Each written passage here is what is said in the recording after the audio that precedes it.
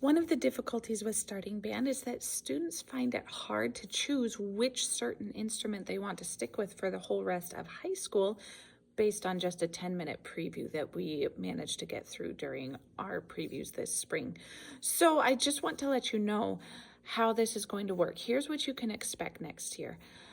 Over the summer, we will have some time set aside where your student can come in and spend time working on whatever instrument they would like to try out. This is before school starts.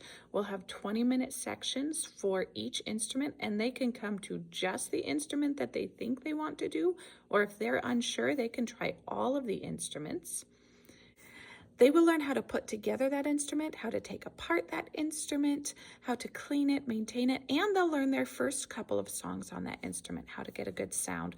All of this is really essential to do before school starts, if at all possible, because once school starts, our time will be very limited. Now, first semester, you need to know that your student can only choose between 4 instruments first semester: flute, clarinet, trumpet, or trombone. After first semester, students will be able to start learning other instruments: saxophone, French horn, baritone, tuba, percussion. Oboe could be a possibility, but we only have one oboe and it's in bad shape, so I need to know pretty early if you think your student might want oboe. All of those things will be options second semester. And students can continue with their first semester instrument while they are learning that second semester instrument. By March, most students will need to have decided that they've definitely chosen a specific instrument, whether that's their first semester instrument or the one that they started second semester. Students do not have to pick a second semester instrument that is different than their first. They can continue with their first. By doing it this way, we're going to let children take the time to really become familiar with an instrument before settling on one. And hopefully that will make a difference to you as you are trying to decide whether or not to buy or rent a specific instrument.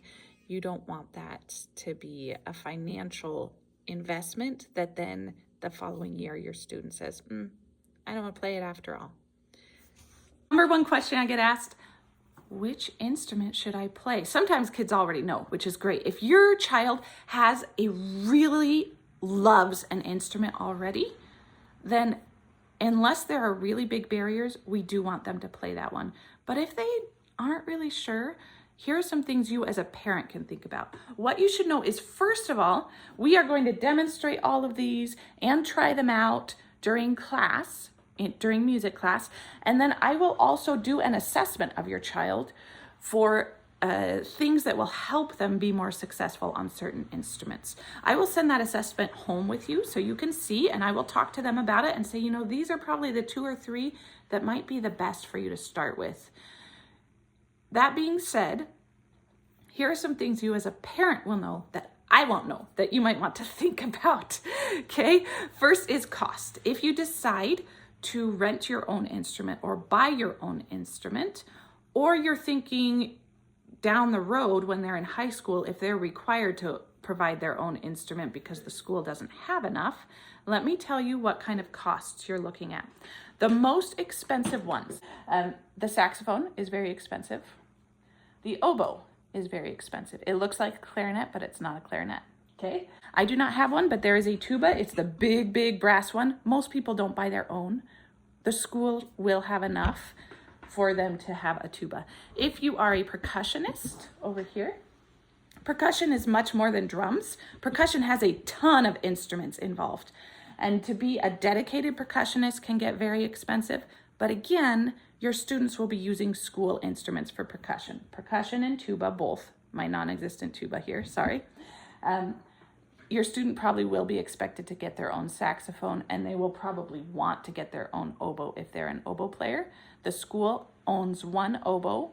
Right now, it is not in good shape, and it would take quite a bit of repair to get it working. So if your student wants to play the oboe, please tell me right away so that I can look into how much it would take to get that oboe in good repair. Okay, those are the most expensive. The rest of them are all generally in kind of the $30 a month range for rentals. Euphonium that isn't here, That's also a little bit more, but it's not as much as a tuba or an oboe. It's maybe more like a saxophone. I mentioned you get to listen to some ugly sounds. Which one has the ugliest sound to listen to? Okay, I don't know what you like to listen to, so I can't really tell you which one is the ugliest, but I will tell you what to watch out for. If your child plays a brass instrument, you are going to hear really loud blasts at home. This saxophone is honky and loud. It is so loud. And actually, when I practiced this, my mother made me practice in the garage. She really did not like that sound. The clarinet and the oboe are both going to be squeaky instruments, okay?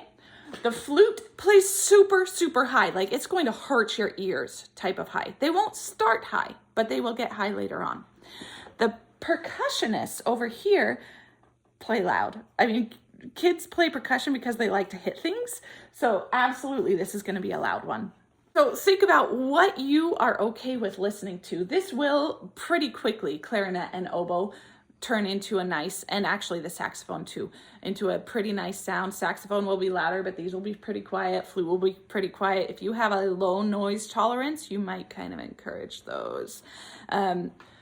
But these have, I mean, they all have this beautiful mellow sound when they're played right. So it's just a matter of that first year or two living with it, okay? How about durability? You have a really responsible kid or a really not responsible kid, and you don't want to pay the school for some of those repairs that you think your child might do. Okay, all of these are breakable. And all of them are expensive. So that's why I'm going to spend some time teaching them how to care for them. But percussion is designed to be hit. It's a little harder to break things that are designed to be hit. Brass instruments, yes, they are breakable, but a few dents you can usually keep playing, okay? So if they're really not good at taking care of things and you're like, it'll take them a year or two to get the hang of really taking care of them well, you might go with one of those. These ones over here, these are the woodwind instruments. It's easy to make it so that they won't play on accident. Most of those things I can fix on the spot. Some of those things I can't, and they'll have to go in. Specifically, these ones have reeds, the saxophone, the clarinet, and the oboe. They all have reeds. Reeds break easily.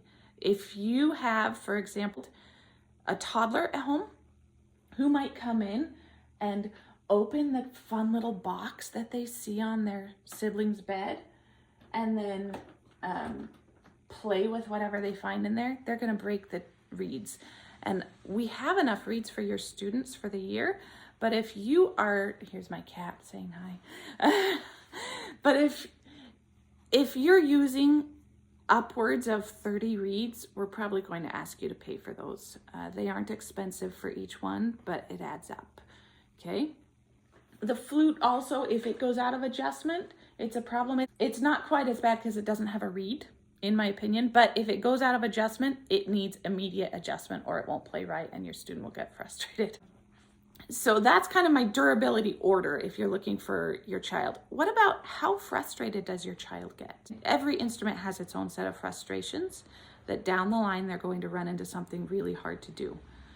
But if you are worried about at the beginning them giving up because it's so hard to play at the beginning, the hardest ones to start on are French horn. I do not have a French horn here, but it's kind of the round one with the bell and you put your hand in the bell. That one is pretty hard to start on. The flute is actually very hard to get a sound on initially for most people. So if they can't get one during the assessment that I do, that might be kind of difficult for them. Those are probably the two hardest to start on. All of them have their own sets of challenges, but flute and French horn are probably, if your student gets frustrated easily and then gives up, you're gonna need to provide some extra support, or you might steer them to a different instrument, okay? How about size? You worried about your child bringing their instrument home? Here you go. Can you see the size of these cases? I kind of put them behind here. Now my cat's in the way. Here's the flute case. It's the smallest one. The clarinet and the oboe cases back there are about the same size.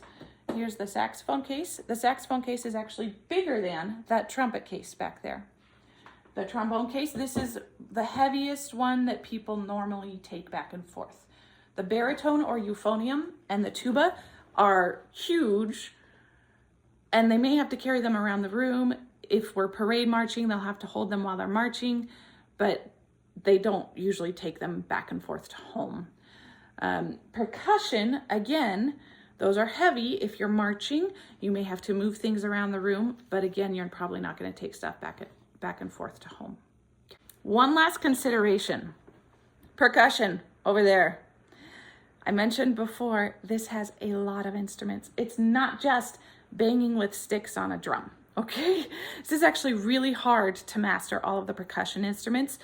My percussion students will be expected to play what are called the keyboard instruments or the mallet instruments.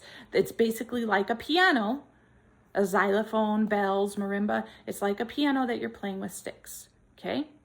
So if they think they're just gonna come in and bang and have fun, it's gonna be hard work, and you may want to prepare them for that. All right, last thing, what if I wanna play another instrument? My child really wants to play guitar, violin, cello, whatever it is, okay? Come and talk to me. The answer is probably not this year. In high school, there is a guitar class. If we have a lot of interest in a string program, then I will look into that. I cannot promise anything. We may have time during the school day when I can work with a student one-on-one if they want to do another instrument, or we may not. It all depends on how the schedule is written. So just talk to me if that's an issue, okay? Hopefully that gives you all you need to decide, along with the assessment that I will send home before the end of the school year. Thanks.